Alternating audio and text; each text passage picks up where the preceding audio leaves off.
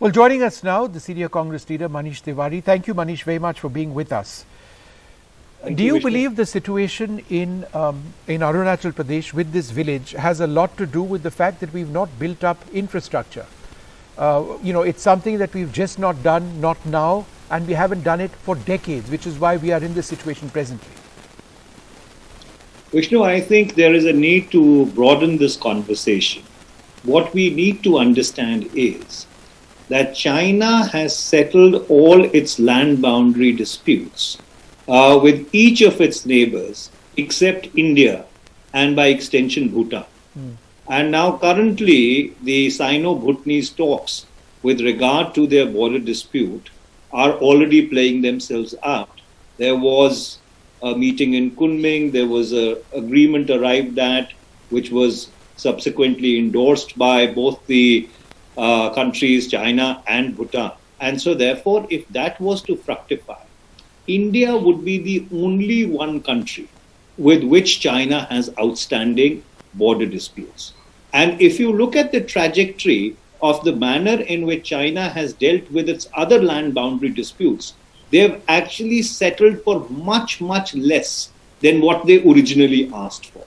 Today, all China's outstanding land disputes, territorial disputes, are in their maritime arena.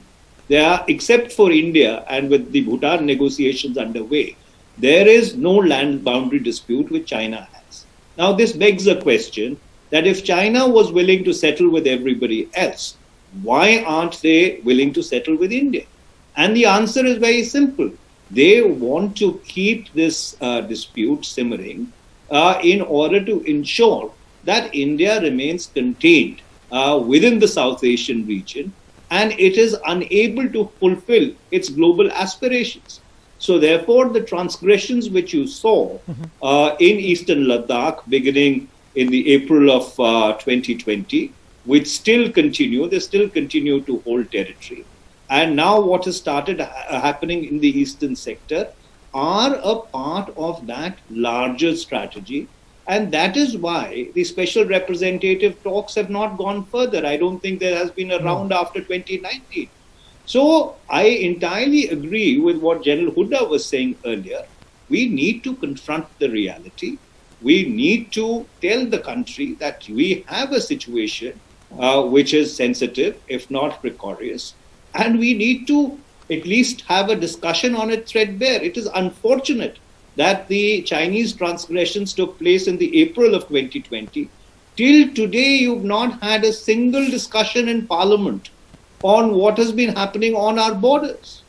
So therefore, there is this attempt, primarily because the BJP is a prisoner of its own rhetoric of muscular nationalism, that they are unwilling to A, confront the truth, and B, share that with the country. And the most eloquent example of that is right after Galwan at the all-party meeting, when the Prime Minister said that no Chinese have come into Indian territory.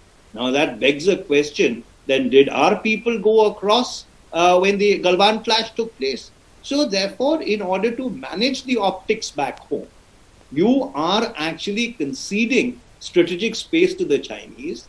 And the Chinese are laughing all the way to the bank because they understand that as long as these people remain trapped in their own rhetoric of muscular nationalism, they can continue with the salami slicing. And therefore, what has happened in Arunachal Pradesh in the construction of the village and the lack of a response by the government of India is symptomatic of that trap which they have got themselves into.